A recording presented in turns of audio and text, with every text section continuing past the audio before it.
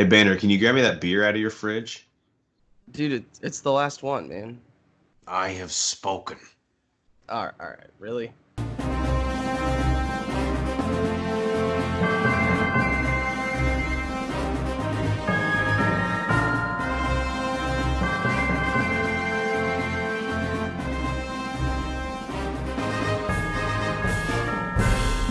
Hey guys, welcome in to the Bro Force Squad podcast. This is our review of The Mandalorian, episodes 1 and 2. We're actually going to combine both of these. I'm your host, Jeff Hornacek, the mayor.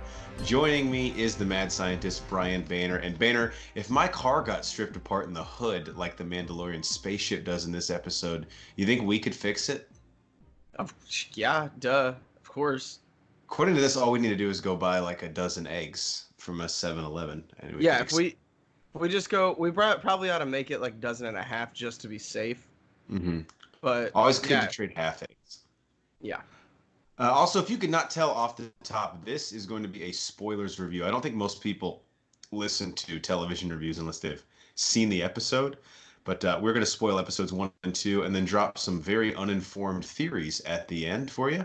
And we will do all of this using the 4 Squad TV criteria: the acting in the episode, the story, our favorite scene, and any theories going forward. But Banner, before we get into episode 2 with the criteria, how about we just briefly discuss episode 1 of The Mandalorian? And right off the top, first ever live action Star Wars TV show.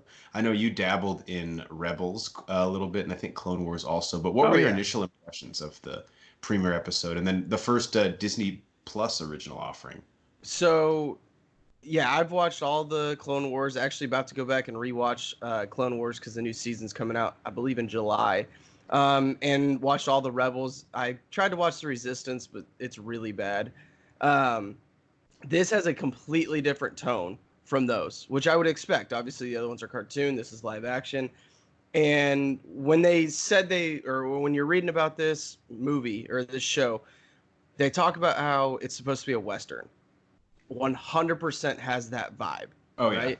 Like it is, even down to the score, the way that it's shot, the cinematography, everything. This is a Western that just happens to have blaster guns instead of, 6-shooters. And that's with like not even really knowing the plot or what's going on. I mean that aesthetic just it works in long form storytelling so well because we can follow the lone gunslinger through his adventures, and whether he's an anti-hero or like not the best guy in the world, you still always just find yourself rooting for him, which is kind of the Western formula, I think, as well.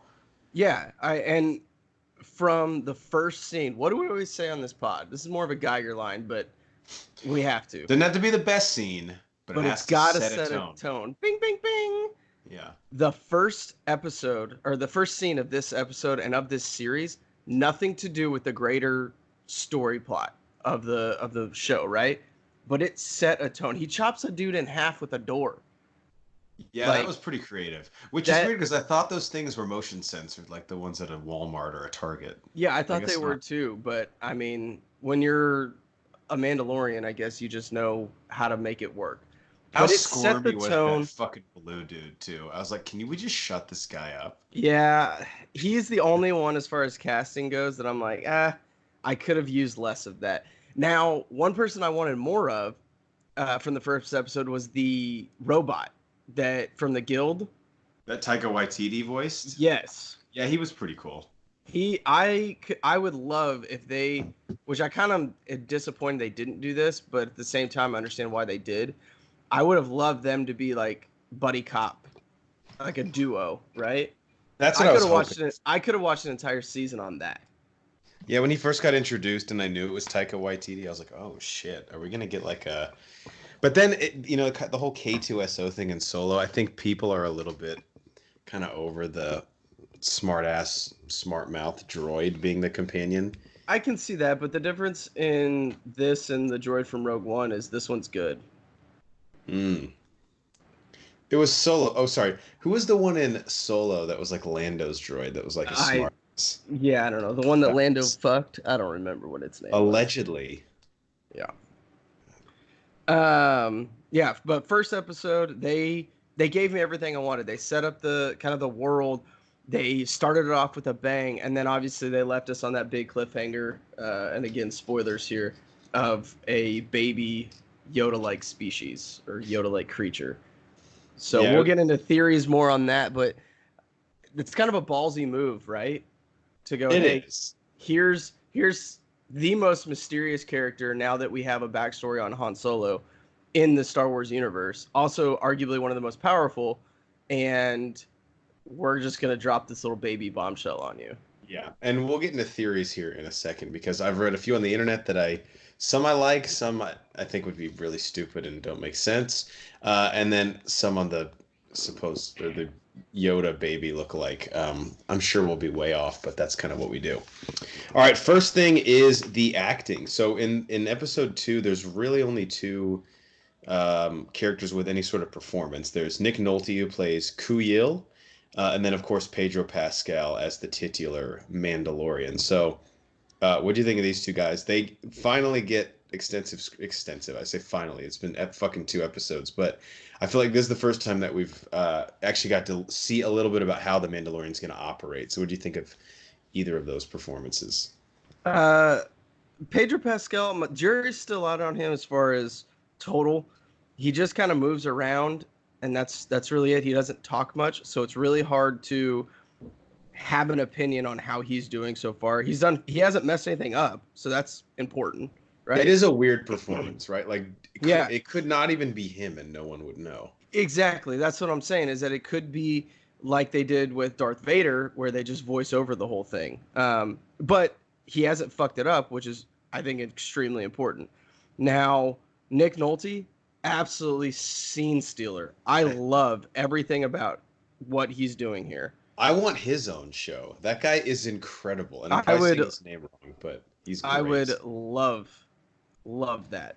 But my favorite character you forgot to mention, and that's the score. Oh man, we're gonna have issues here because I hate the score to this. Get the fuck out When of here. at the end of the episode, when he was flying his ship out into space, I was like, "This is like a bad team." It felt like the Legend of Zorro, or excuse me, the Legend of Hercules. It used to be on like USA. You watch yourself. Yeah, I'm So sorry, man. Ludwig Göransson, and I probably butchered that, but he's a Swedish composer. He's the guy that did Black Panther. You know, that one that won an Academy Award? Heard of that one? I have, yeah. Yeah, he's the one who did that. Absolutely fantastic.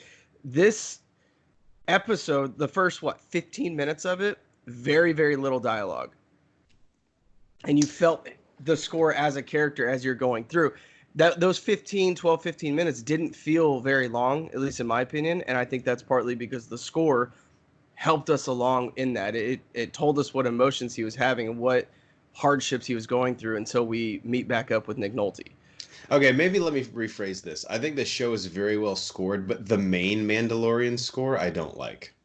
Like the theme song almost? Correct. Like his Yeah. theme, but Well, all the I'll give stuff you on that. the planet, like world building and like letting us feel like he's definitely not alone, even though he looks like he's in an abandoned canyon. And actually, the score where he fought the rhinoceros, that was cool. Like that built the tension to that fight too. That's weird. But his main theme, I think, is dog shit. I'll give you that. I'll give you the main theme could have been better, but you know, it is what it is. That's my favorite character though. I thought that for this episode being so little dialogue, it was better than the first episode. Sure. And so you'll take the score then, and I'll just take Nick Nolte's character. Again, I love this guy. I looked on IMDb, and it says he's not in any more of the show. I hope that's wrong, because I could not get enough of him. Yeah, I was really hoping whenever he asked him to join his crew, I was really hoping he'd say yes. And I was like, all right, cool. And that's twice now that this show has denied me a duo that I really want. What was the other one? I wanted the robot and the Mandalorian from episode 1. So episode 3, I'm sure he's going to meet up with like some Jawa. Yeah, and I'll want them to be together. And of course they won't be either. It'll be John Travolta from Pulp Fiction, and he'll be like, well, I'm not in this film universe, so sorry. It'll still work, though. It'll be fine. All right, the story. So I don't have the synopsis pulled up, but here's basically what has happened in the first 2 episodes. Really, really simple plot roundup.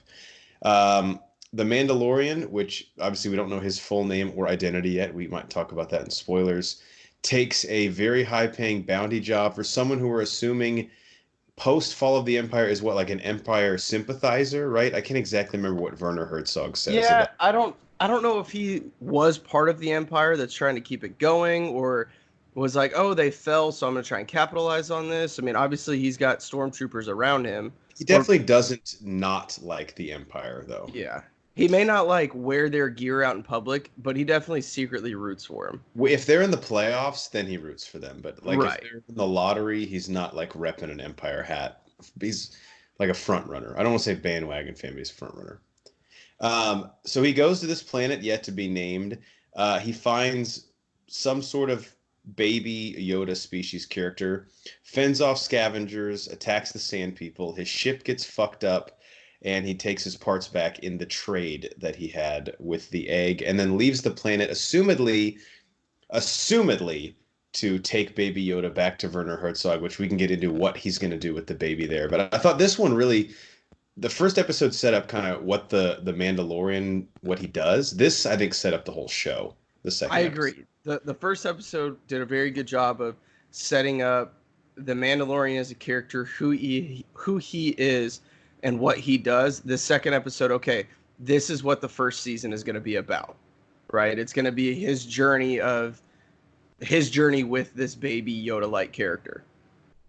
And I'm digging it. I mean, there's enough mystery and enough intrigue here to bring me in, even if it wasn't Star Wars centric. But you put it in the Star Wars universe. Assumedly, like, how far after the fall of the Empire do you think this is? Like, just a few years, probably. Yeah, right? it's not very Less. far. It can't be very far at all.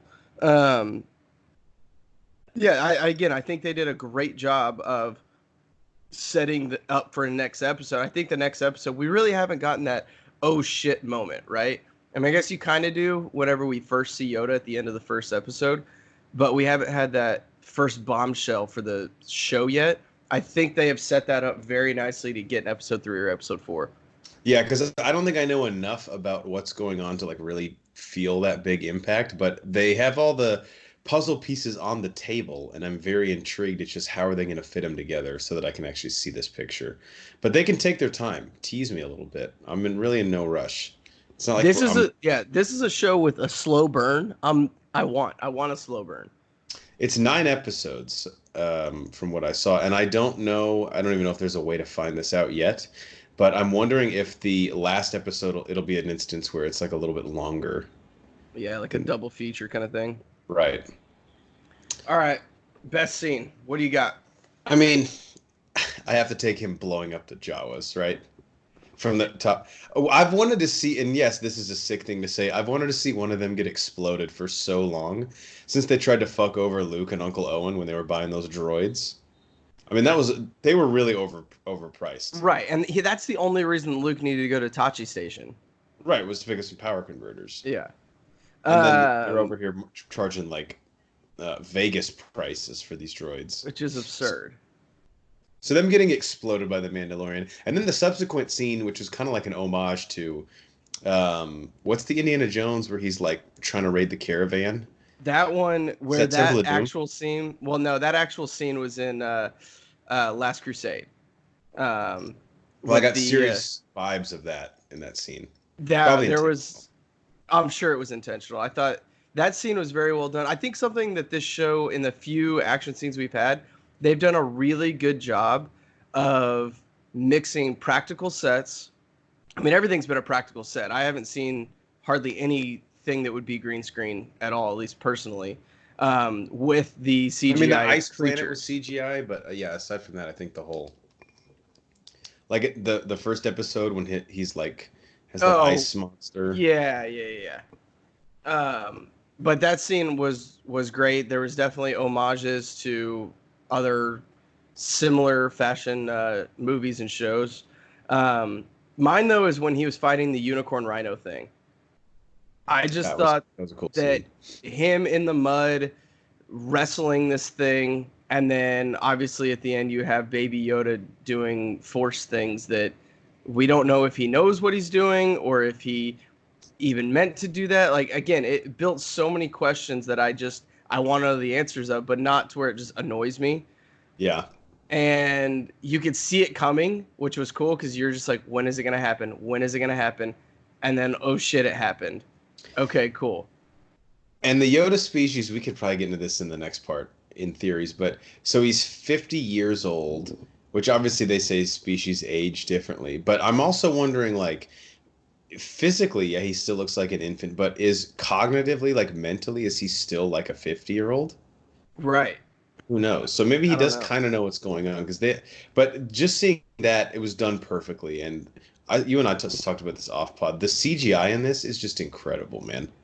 It's stupid how good CGI and TV shows are now. Like there used to be a definite difference in okay, they use money and they use all the CGI in this movie, and TV shows are like, hey, grad student at USC, can you make this for us? Yeah. Not the case anymore. It looks unreal, and maybe they used like some. That's obviously not with an actor like fighting it, but like an actual rhino at some point. But I don't know, man. That whole thing just looks incredible. Like think about TV shows when we were kids and what we would be like Power Rangers special Oh yeah, effects. Granted, just the budgets are way different, but still. it's a different time. We're in the golden age of TV right now. All right. Anything you want to add before we go on to what's probably going to be the most discussed part? No, I'm chomping at the bit here for theories. All So right, let's just go I mean, I wrote down some, but I've thought of some other ones as we've been going. So, all right, I, I let's hear your most fire one. well, so the first thing, it's not even something I thought of. It's something I've read, and it's that the Mandalorian is Boba Fett. I've read And that too. to me, though, like, it's just number one, why would you keep that a secret? If this was a Boba Fett series, and Cyclone and I have talked about how overrated Boba Fett is in Star Wars lore. He really never does anything, and he's just kind of this legend that's built up. Wouldn't you want to market this as a Boba Fett series? Okay, I love playing devil's advocate. I agree with what you're saying, but what if because there are those people that are like, "Oh, it's Boba Fett. He's, dumb. He doesn't do anything. Why do we like him or why do people like him?" Okay, let's show you why people like him. They didn't know they liked him because of this, but now we're going to show you and not tell you. Yeah, I guess that's fair. The other thing I would ask is if he didn't die in the Sarlacc pit, and I know that it's like expanded universe books, so they explain how he gets out. Even when that was just in the books, I thought that was fucking weak. The I do dude got too. swallowed up whole. So, like, I don't know, but I'm assuming him not taking his helmet off has something to do with Boba Fett. Pedro Pascal kind of sounds like Boba Fett in the original series. I don't know what a Mandalorian is, but maybe that's like an alter, like a code name he goes by to keep himself secret. But I don't know. To me, it's just like too on the nose because he looks exactly like him. Like I figured they would just go with it, like a Mandalorian's like a type of bounty hunter. But I Well, don't know. Mandalorian is they're like a tribe of people. So like they had their own planet, they were warriors, and a lot of this lore is explained in Rebels and in Clone Wars. But Does that have anything to do with his specific armor that he was not supposed to trade? so that's the thing is Mandalorian because they're sorry, I got the hiccups. Um, Mandalorian culture is a warring culture, and you have to earn your armor by going into battle. So Oh, that's okay. kind of what it seemed like to me. What he was doing was earning his stripes, and then he got they had him forge the armor, and blah blah blah, so on and so forth. Okay. So before I let you get one, But from also what I hear, Boba Fett wasn't a Mandalorian either. He just had a similar outfit. So I don't I don't really yeah. understand what they're Unless he doing there. yeah, I don't know. So I know you're playing devil's advocate. Do you want the Mandalorian to be Boba Fuck Fett? no. Okay. No, I don't like Boba Fett at all. I think that's a horrible decision. That's like Ryan Johnson level decision making. Whoa. And the one thing I've heard other people say this too, and I don't care about this as much, but if we keep like telling stories with the same characters, we're kind of shrinking the universe. I kind of want some new blood in this, you know? I It's such agree. a big universe. Let's tell some other stories Well, I out there, think man. that's why I like Rebels and Clone Wars so much is that there's so much more out there, and this will compound that even more. Yeah, totally agree. All right, what do you got? All right, first one. I'm gonna go. Actually, I'm just gonna say something real quick that I've noticed. I love the concept art at the end of each episode as the Oh my credits god, roll. that's so cool, It's dude. incredible. I've always liked looking at concept art and then comparing to what actually comes out. And there are those subtle differences, but man, that's really fucking cool. And one other thing, do you like the intro? It's like I'm assuming they're going to use it for all their live action Star Wars series, where it's like They're flashes like trying to art. do the they're trying to do the Marvel thing. I like it. It flashes like Kylo Ren and like R2 and a couple other people. I don't know. I think it's really cool. I don't know. I'll have to pay a little bit more attention to it. I was just like, this is Disney just taking what's successful on one side and doing it over here. But Yeah. all right. So Baby Yoda. Right? I think Well, a baby version of Yoda's race. Yeah. okay. I think it's Yoda's baby. Yeah, I do too. And I had a theory that and this is probably not true, but if when I thought they might be on Tatooine, I was thinking Yoda knows Obi-Wan is there. What if like he's looking over Luke, he Oh. sent one of his infants. Is that what you were going to say? I will one up you. So I think this is Yoda's baby. We don't know anything about Yoda's species, and I think they're asexual, where Yoda could be asexual, where he's male and female. And Oh, Yoda fucks bitches. I don't. When in his race, when after they have a baby or have an egg or whatever, they then go to die, but because they're so old or they metabolize and grow so slowly, it took some time. So I think Yoda actually had the baby on Kashyyyk, and then he went to Dagobah to die, met Luke, and ultimately the Mandalorian is going to be attempting to deliver this baby Yoda to Luke to train. And so here's a follow-up question then. The knowing the existence of this egg, Werner Herzog's character, do they want it to try and turn it to the dark side? Yes. Wow.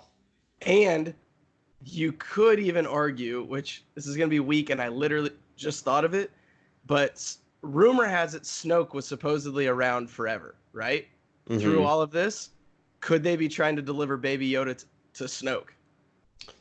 It's a possibility. Because regardless of what happened in Last Jedi, and we don't need to bring that up, Snoke is the big bad dude now, right? With the Emperor gone. Mm-hmm. So is he backwoods ways trying to get another force power being? That's kind of the whole crux of the show, right? When do you think we'll find out who this infant Yoda character character is? Episode 7 of 9. Okay. I think they're gonna slow burn it, but I think 7 is they're just gonna dump a bunch on us. 8 will be the pseudo finale, and 9 will set up a second season. I really like how we have 2 things out there that we don't know and that we're excited about. Yeah. Who is the Mandalorian and then who is this little baby? And one doesn't depend on the other, which I like too. That's true, but the Yoda one they can save till the end. The longer they wait on the Mandalorian without telling us who he is, I feel like the more we're going to be disappointed, though. Yeah, we're going to build it this up episode, either this episode or episode 4, 3 or 4 coming up. That's when they're going to have to give us some backstory on the Mandalorian for me to still care.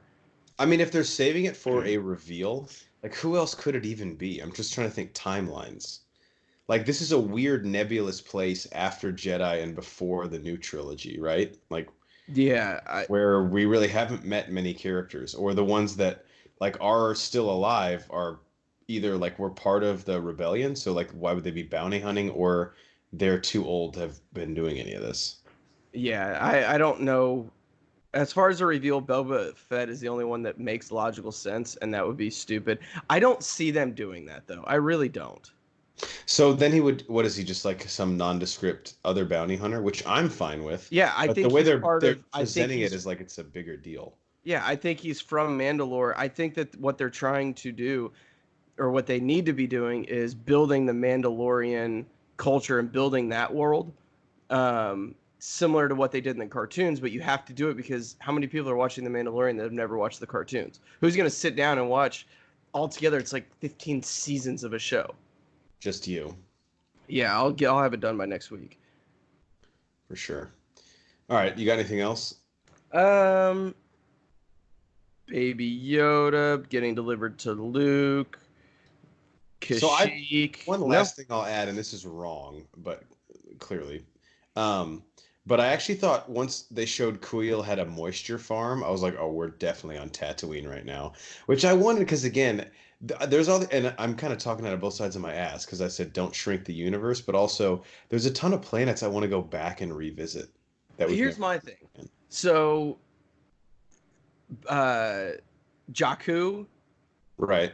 Tatooine, and then what's the one that uh what's the other one? They're all desert planets. They're all the same The fucking one, place. well, Jabba's on Tatooine also, right? Yeah. That's But probably the only you have desert one. Tatooine, you have Jakku. Jakku, and then Those are what's the one from Rogue One that they were like harvesting the kyber crystals or whatever?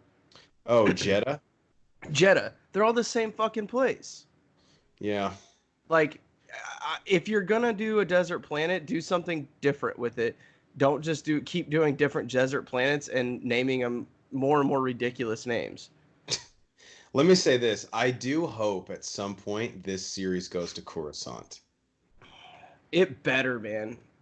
I Uh, mean, Bounty hunting is like give me like the slimy underworld on Coruscant. I want to see some death sticks be done. what if that's the second season? Like, okay, he delivers Baby Yoda to whatever, and then they set up the second season. The entire second season is done in the Coruscant underworld. What if it shows the whole first season was just a bad trip that he had on death sticks? God, I'd be okay with it. That'd be fucking He awesome. like got a prostitute and things just got a little weird. He hit like a Uh, 3 game parlay and they just went nuts and partied and he wakes up. He's like, dude, I dreamt I was a bounty hunter with like fucking Baby Yoda. Baby Yoda. It's so.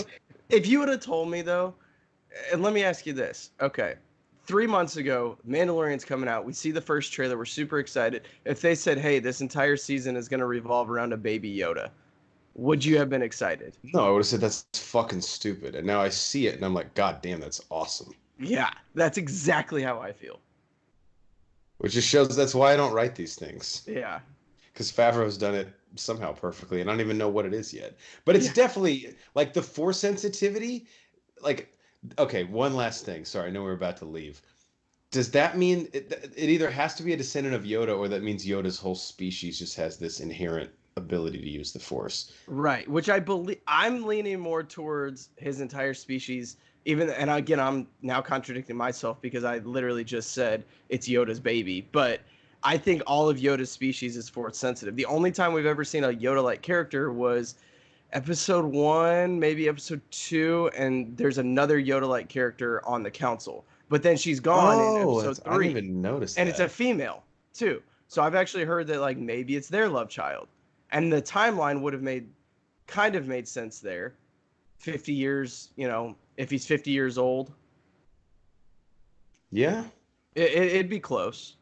The end of the Empire, which is roughly I mean, what let's 30 assume. So, how old was years. Vader when he? I mean, Luke was like in his 20s, so you got to think Vader was like late 40s, Yeah, I early see. fifties. I was thinking like mid 50s. I was thinking Luke was probably like late 20s, early 30s in Return of the Jedi. Yeah, and then so then when Anakin comes to the council in episode 1, Heyo. and he's like 7. Hi, well, double entendre. Yeah, no, I mean the timelines. It's not way off if it is off. Yeah. Let's say that.